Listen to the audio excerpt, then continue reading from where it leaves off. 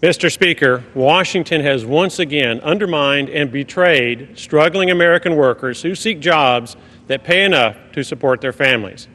In December, on less than 72 hours' notice, Congress and President Obama shoved down the throats of Americans a 2,000-page, financially irresponsible, $1.1 trillion omnibus spending bill that not only risks America's solvency, it also threatens American jobs for American workers.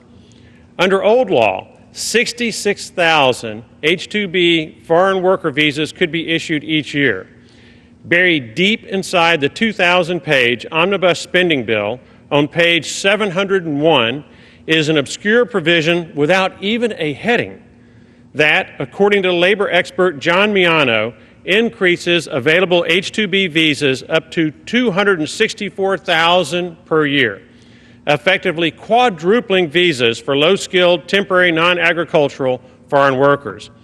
Making matters worse, on New Year's Eve, while America focused on football bowl games and celebrations, President Obama issued a 200-page proposed rule to illegally bust statutory green card immigration caps by approving unlimited numbers of work permits for foreigners who don't have green cards. This White House action is yet another brazen display of contempt for immigration statutes, the rule of law, and American workers. The White House argues importing foreign labor is necessary because of a claimed shortage of American labor. Similarly, House Speaker Paul Ryan claims increasing foreign worker visas, quote, helps small businesses who cannot find labor when there's a surge in demand for their labor like seafood processing or tourism, end quote. This claimed labor shortage is unsupported by jobs or wage data and is political bunk. Per federal labor statistics, 57% of Americans without a high school diploma had no job in 2015 second quarter. That bears repeating. 57% of Americans without a high school diploma had no job in 2015's second quarter. That's a lot of Americans who would love to have those jobs. President Obama and Congress denied Americans and gave to foreigners. Economics 101 explains that wages rise if there is a labor shortage and fall if there is a labor surplus.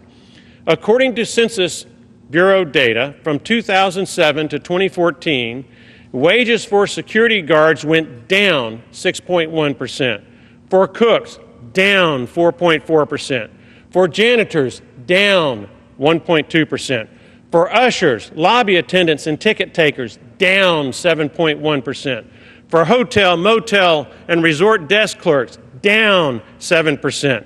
The list of falling wages for low-income American workers goes on and on.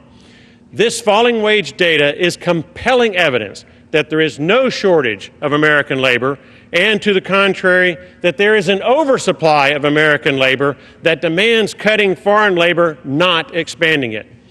Mr. Speaker, while these surges in foreign worker visas and foreign labor work permits is a huge victory for special interests that profit from suppressed wages, it is a debilitating loss for struggling American families.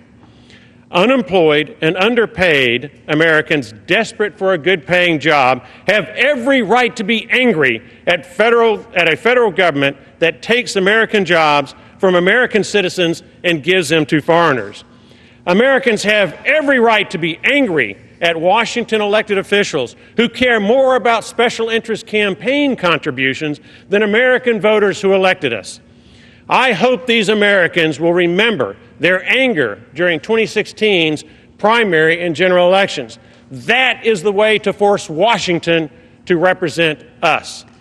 Mr. Speaker, I can't speak for anybody else, but as for me, Mo Brooks, from Alabama's 5th Congressional District, I fight for the economic interests of American citizens and against policies that undermine the struggling American voters who sent us here. That's part of the reason why I voted against December's financially irresponsible omnibus spending bill and am proud of it.